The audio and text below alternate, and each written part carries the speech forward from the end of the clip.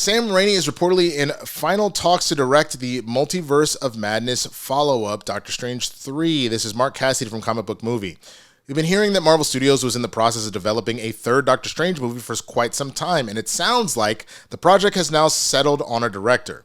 In the latest edition of his newsletter, Jeff Snyder reports that Doctor Strange of the Multiverse of Madness director Sam Raimi has all but closed a deal to return to helm the threequel. Doctor Strange in the Multiverse of Madness was met with pretty good reviews, 73% on Rotten Tomatoes, and while it did prove to be somewhat divisive among MCU fans, it went on to take in over $950 million worldwide, meaning a third film was always a strong possibility. Previous reports have claimed that Kevin Feige was eager to work with Raimi again, and the Evil Dead filmmaker was rumored to be the studio's top choice to direct Avengers Secret Wars at one point. Plot details for Doctor Strange 3 are still a mystery, but Charlize Theron's Clea did show up at the end of the last movie, making her return highly likely. There are rumors that the movie will adapt the Time Runs Out storyline from the comics, which would make sense given the events of the last film. Benedict Cumberbatch was asked about potentially returning as the former Sorcerer Supreme in an interview earlier this year. I hope so. I would love to do another one. Doctor Strange is such a complex character, and it feels like there is so much more to explore with him. He's such a brilliant character, and I'm still having a wild time playing him. Doctor Strange the Multiverse of Madness is now streaming on Disney+. All right, let's talk. I hate it. I hate it. I hate it. I hate it. I am so upset that this is what's about to happen, man. Not because I don't like Doctor Strange. I do. I really did not enjoy Into the Multiverse of Madness. I didn't.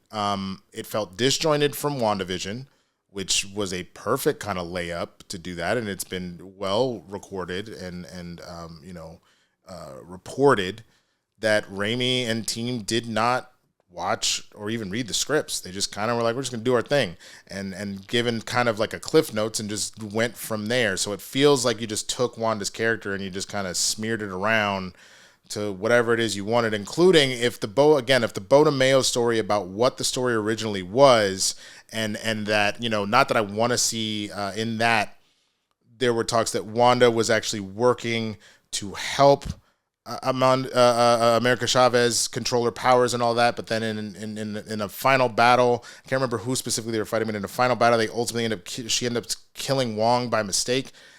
All of that seemed way more interesting of an actual movie, and that's not what we got. It felt like it was a lot of fan service. We're showing the Illuminati, who were dead in like 2 seconds.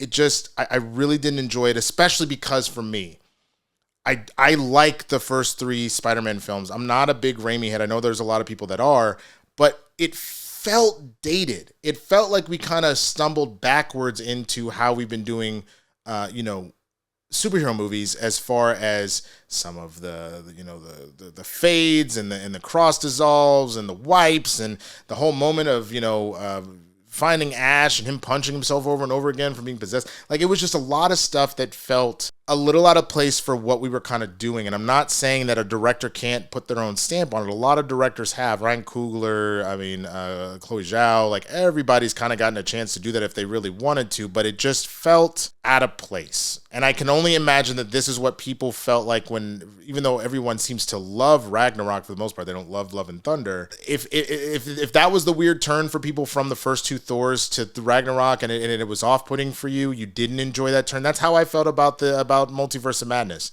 personally. So I don't love the idea. And this is just based off of the experience with Raimi doing the previous Doctor Strange. I think Raimi is a fantastic director. It's just not what I was looking for in this film at all. It didn't deliver on the things that were kind of promised leading up to it. Again, WandaVision being like a big linchpin there. So you can miss me with it. Again, I know there are people that like it. Let me know in the comments if you think this is a great thing that's happening, or if you equally don't feel great about this, man.